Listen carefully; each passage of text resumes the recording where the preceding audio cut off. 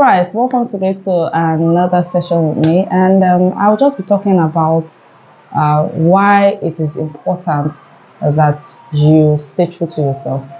In a world where there a whole lot of noise, right? So when you think about it, right, the different things happening all around, and it is very easy to blend in the environment. It's very easy to not appreciate the uniqueness that God has deposited in you, and wanting to, I want to be like this, I want to be like that. Why it is good to have counselors, to have people, mentors, to have people that you have aspiration to be like or to work with.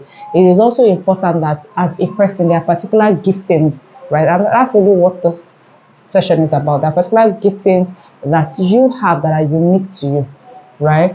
And if you are not thinking of how that gifting, you can discover it, refine it, and use it to be a blessing to the world, then you are shortchanging yourself. Because trust me, there is only one of you. No matter how you think about it, you are so unique that your DNA code is uniquely for you. So what does it mean? That the value which you need to add to this earth, the value which you need to add to people is innate in you. But if you shortchange yourself by cowering, by hiding because you feel like, oh, I need to be like this before I can feel among. I need to act a certain way. I need to talk a certain way before I can feel among. And then before you know, you suppress that particular talent that God has deposited in you. What happens? You're shortchanging yourself. While I'm not advocating for people to be lousy, to be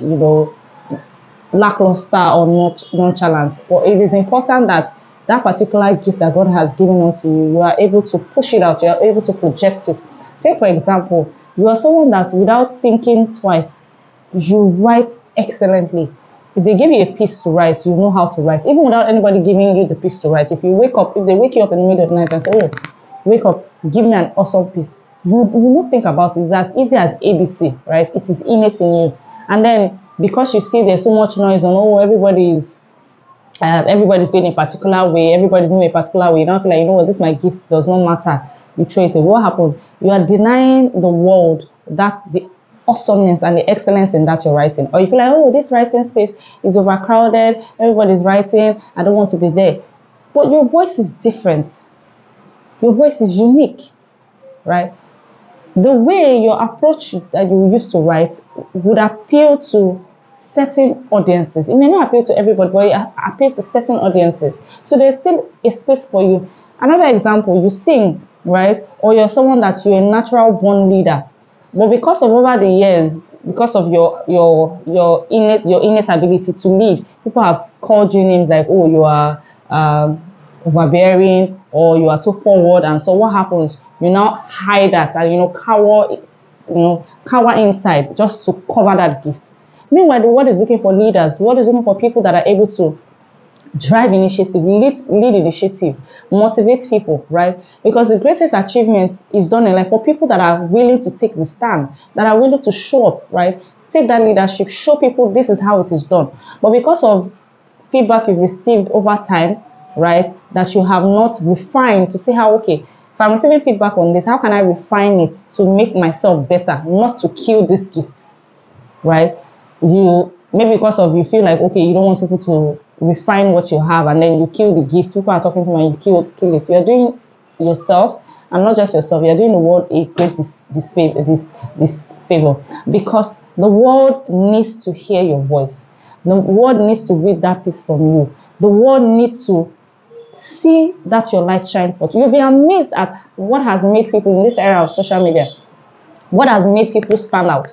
From as little as their own take on certain issues, to as much as even the way they look, right? There's this very inspiring video I saw, also a picture of a woman that, all her life she has had a very large nose, right? That's a very defining picture that she has.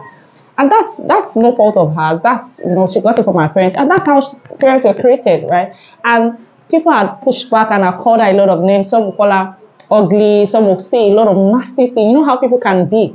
But she did not let that define her. And not to talk about it today, she's trending because she refused to be defined by societal standard of beauty. Who told you that you have to be a particular figure or shape to be beautiful? Right? We're not saying you should be careless with your health, but we're simply saying that there are certain unique features that God has given you, right? That you shouldn't let the world define you or the world cover that gift, and because of that you shy away. So imagine if she had, because of the review she had received, I'm sure that from when she was a little child, she has been getting that feedback back to back.